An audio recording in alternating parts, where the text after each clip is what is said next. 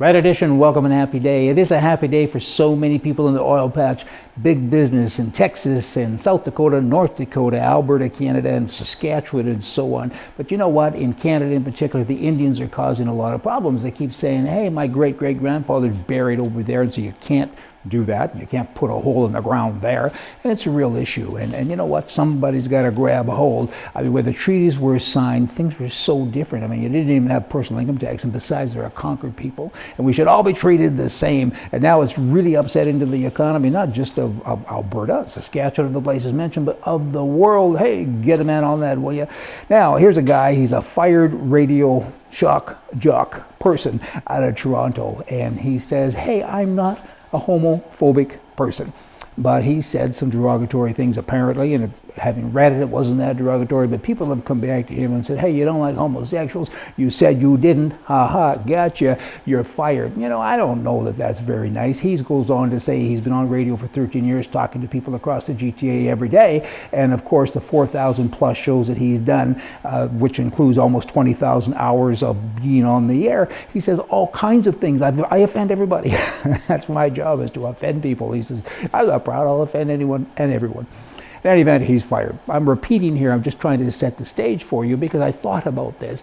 And I thought, okay, it's kind of like somebody that's a liberal, you know, or a left-wing whack guy. I mean, I'll be friendly with him, but I don't want to be his friend, right? So, you know, the dictionary says that homophobia is the fear of being uncomfortable of homosexuals, and that you have a behavior based on such a feeling.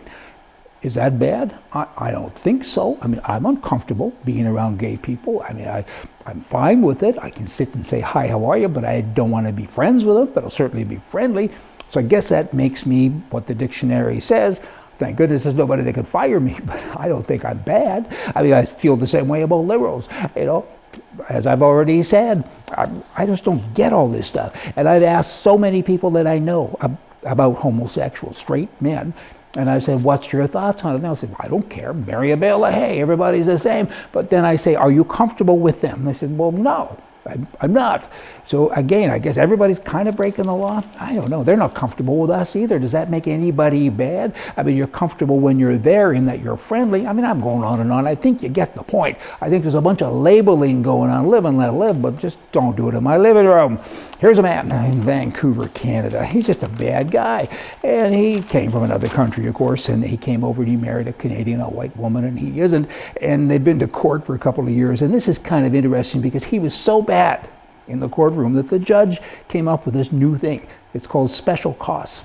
She fined him for abrasive behavior during the legal battle. $35,000. I didn't know you could get away with such a thing. And the judge said, hey, you're so bad, you're so dumb, I'm going to charge you for it, and that'll teach you. The conduct has consistently been rude, inflammatory, threatening, disrespectful, and insulting. This is what the judge said. And so hit the road there, buddy. You do not demonstrate respect or the ability to communicate respectively.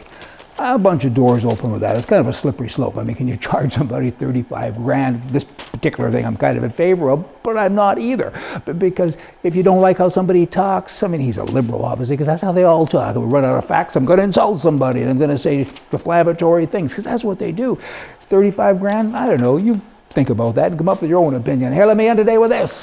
Governments, this will give you something to think about. We're always hearing about how old age pension is going to run out of money, right? When you get old, you won't be able to make any money from the pension. It'll be gone. All the commies got rid of it. How come we never hear about welfare running out of money? Those are the people that actually work for their money, the people with the pension. The second part, the welfare part, they didn't. Hey, did you ever hear anything about that? Y'all come back tomorrow. We're going to have more for you from the right. See ya.